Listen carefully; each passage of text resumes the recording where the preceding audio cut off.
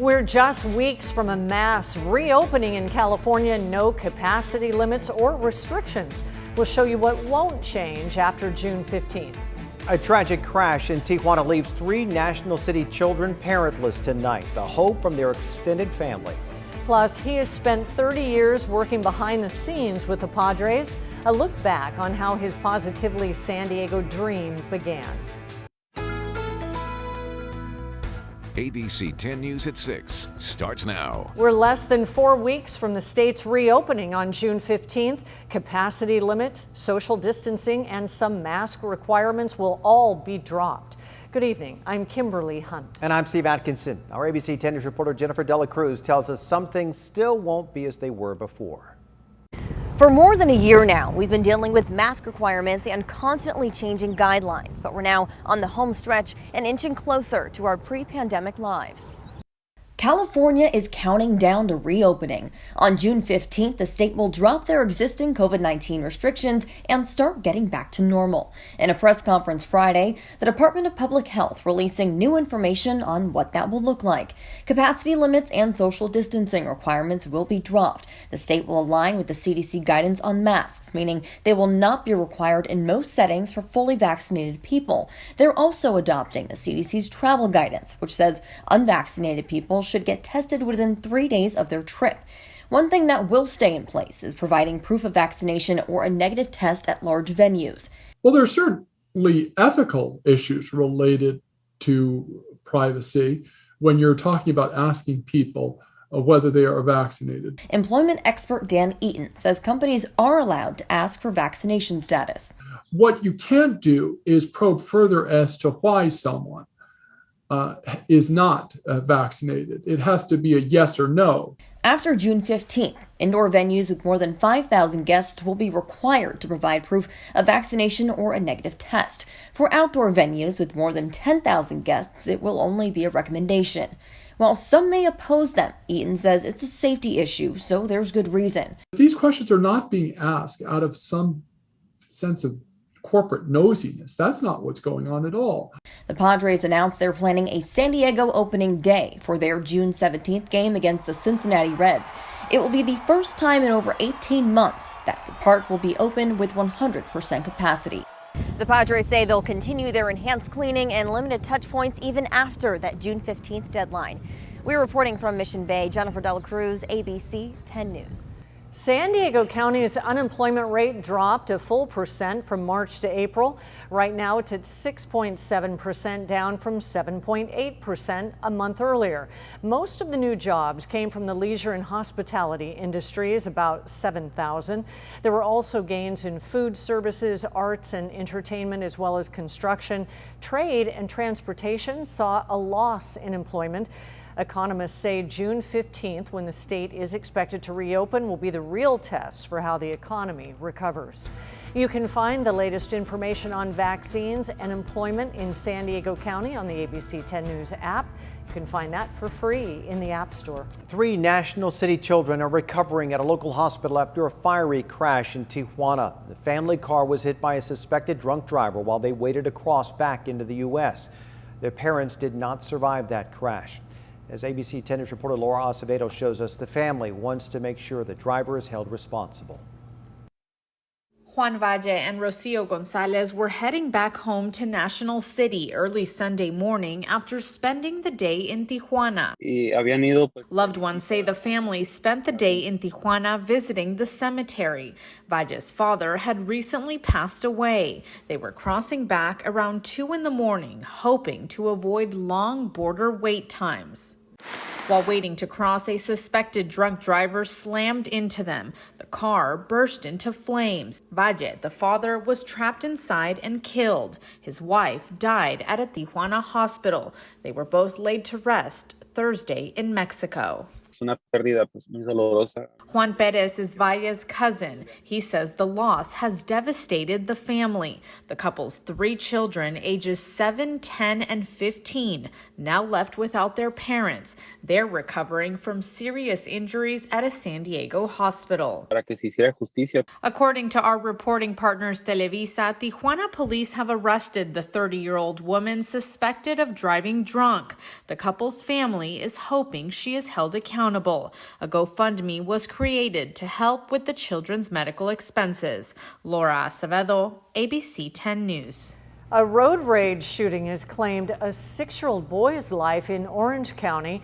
Police say the boy was in a booster seat in his mother's car when the shooting happened on the 55 freeway in the city of Orange. He was rushed to the hospital but sadly died. His mother says she doesn't know what made the other driver angry. A witness described what they saw. He changed lanes. I guess they went behind her and it was like, we don't know. Basically, they shot into the back of her car. Police are still searching for the shooter. They say he was driving a white Volkswagen Jetta. CHP is asking anyone with dash cam video or information to call them. And police say it's not related to a string of pellet gun shootings on Orange County freeways. San Diego County is taking a new step to fight opioid overdoses. County supervisors and health officials launched a new program that will make Narcan more available to the public.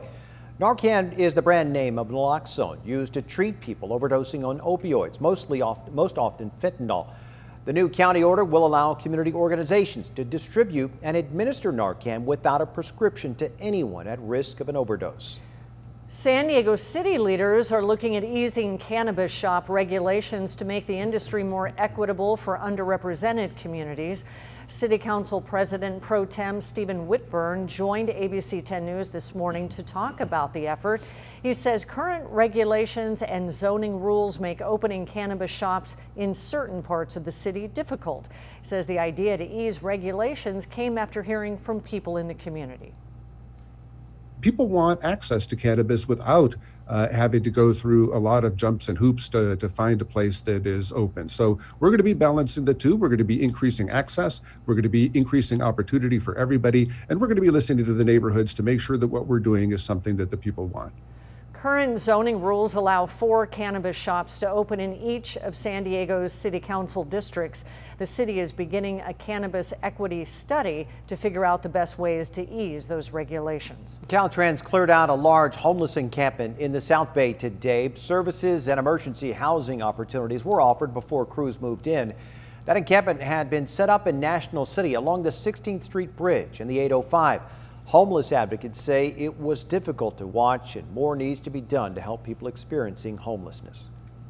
When we would just invest in people, we wouldn't have to do this. This is traumatic for these people. They have to move their things and constantly be transient.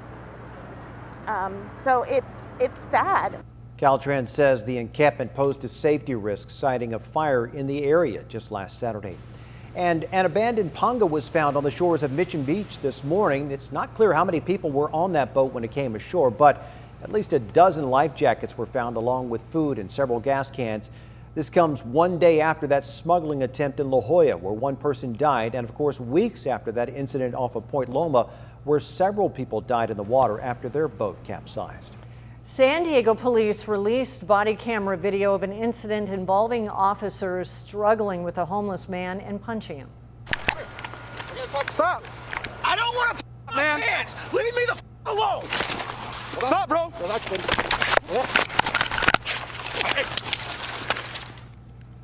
Community activists demanded the release of that footage after this video surfaced of the incident at La Jolla Village Drive and Torrey Pines Road.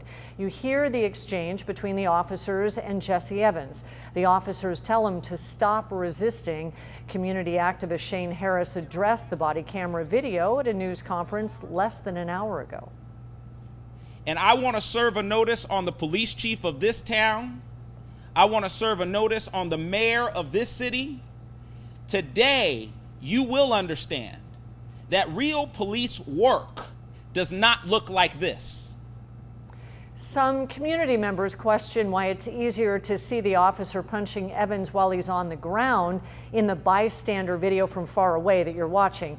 Well, you can't see the moment in the body camera video because the officer and Evans are too close to each other. We have posted the entire body camera video for you to see on our website, 10news.com. As we wait for things to reopen, large events such as concerts are requiring fans to have a proof of vaccination or a negative COVID test to get inside. That's why a group of scientists from the U.S. and Taiwan got together today to create a test that would allow fans to get a result in about the same amount of time it takes to scan their ticket. They say the test works just like the common glucose test for people with diabetes, with meters and testing strips. It's not invasive. It's not the one that goes up your nose, down the back of your throat. It doesn't do blood, it's saliva. So you simply spit on it or you put the strip in your mouth and then voila. Well, they hope to start clinical trials very soon. Beyond COVID-19, the researchers say that test could be modified to detect other signs of other diseases such as Zika, heart disease, or another pandemic.